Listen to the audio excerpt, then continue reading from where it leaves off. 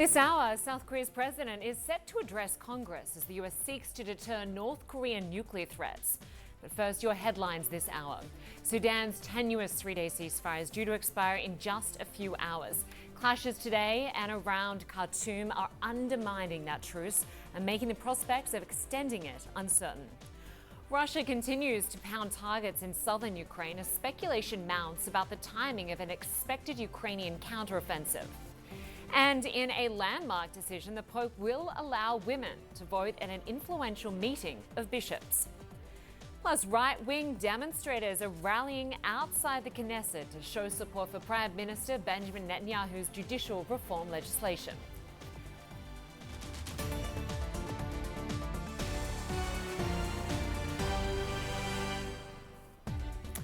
Well, any moment now, South Korea's president is expected to address a joint session of US Congress. The speech will mark a 70-year alliance between Washington and Seoul. This comes after Yoon Suk-yeol and US President Joe Biden announced a key security agreement to deter North Korean aggression.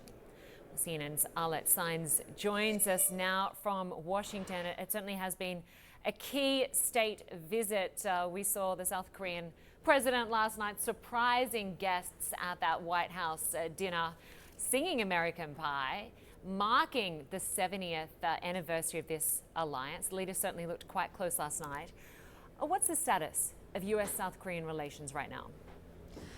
Well, Lynda, the president had invited South Korean President Yoon here to the White House to celebrate that 70-year alliance. But you actually have seen these two men kind of develop this relationship over the course of the past year as South Korea's President Yoon came into office. Biden visited Seoul shortly after his election, and they've met over the course of the last year at various summits. But yesterday, President Biden insisted that the alliance between the two countries is ironclad. The two leaders also rolled out a pretty significant agreement when it comes to trying to deter North Korea from using any nuclear capabilities. This agreement, which was known as the Washington Doctrine, essentially was trying to place a marker in the U.S.'s and South Korea's actions and responses that they're trying to take to deter North Korea from any nuclear options. Now, one thing that this will include is the U.S. will mobilize some strategic assets to the region.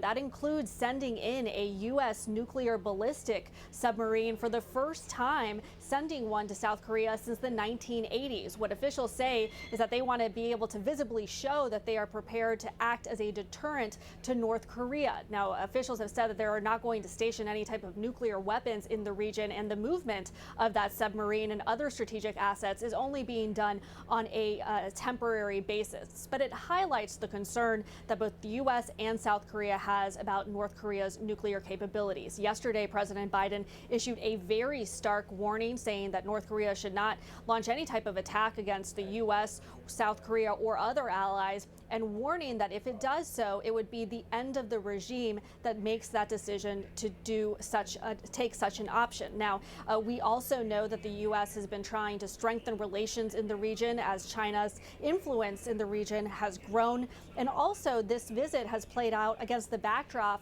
of those recently leaked classified Pentagon documents, which included intelligence relating to South Korea. The South Korean president said that that has not impacted the relationship between the two countries. But in just a short while, he will be addressing Congress. This is only the third time a foreign leader has addressed Congress during the Biden administration. Macron did so, as well as Ukrainian President Zelensky.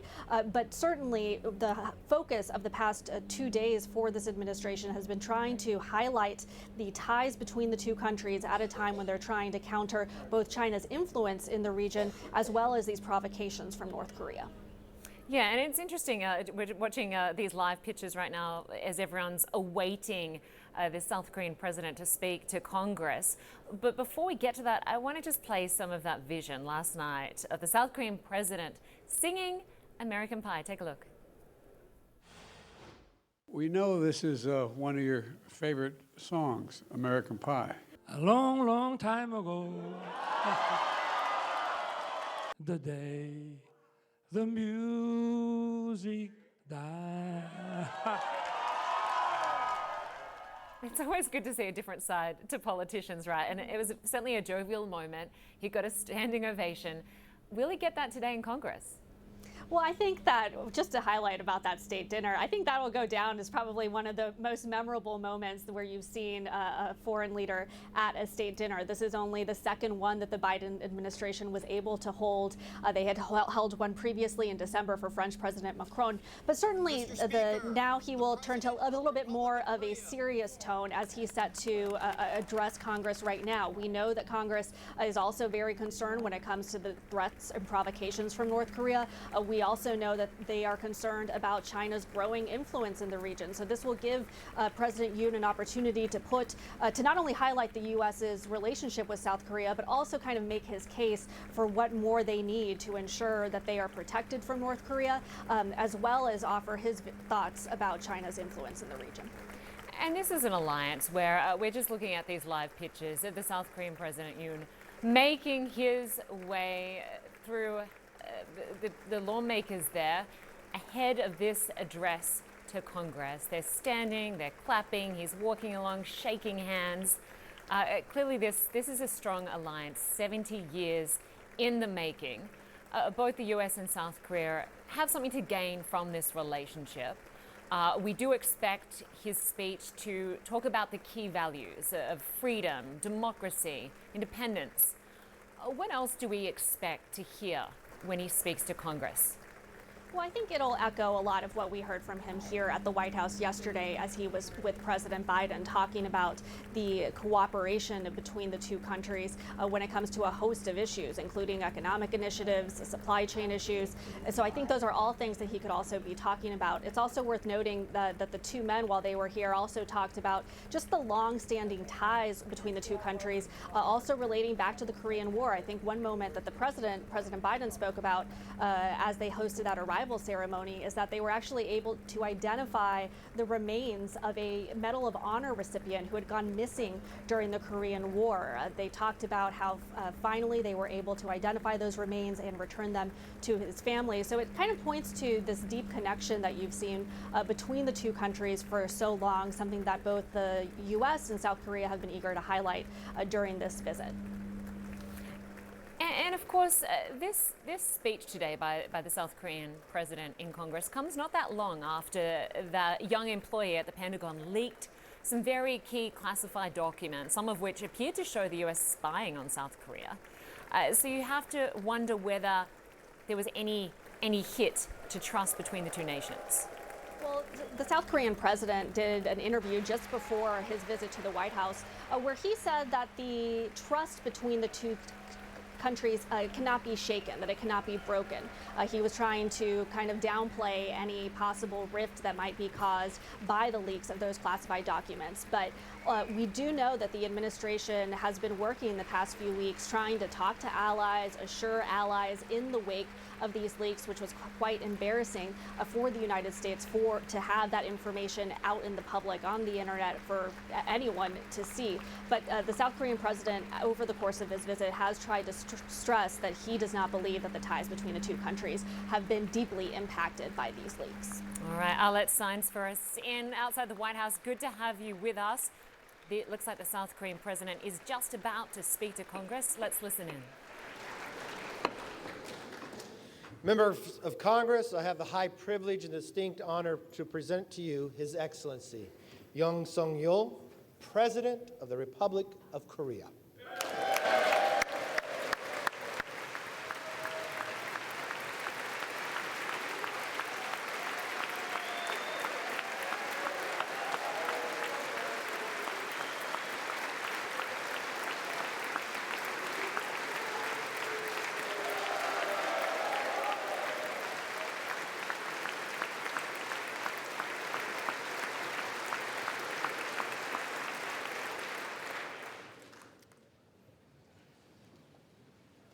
Mr. Speaker, Madam Vice President, honorable members of the United States Congress, distinguished guests, ladies and gentlemen, dear citizens of America, a new nation conceived in liberty and dedicated to the proposition that all men are created equal.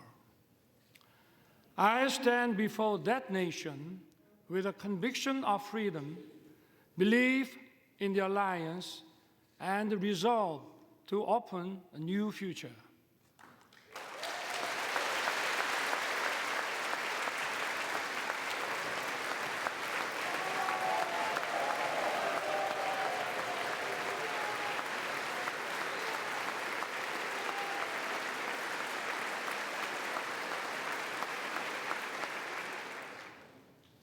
For 234 years, a Congress has been the symbol of freedom and democracy.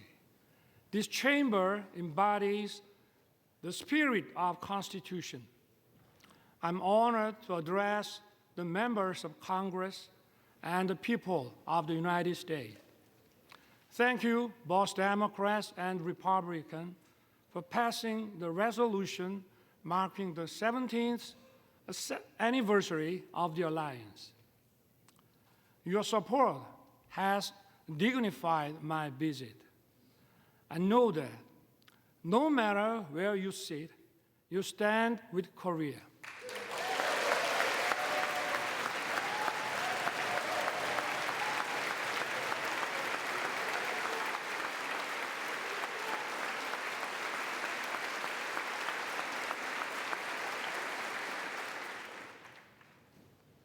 Over the past century, we have faced many threats, but the U.S. has always led the world in defense of freedom.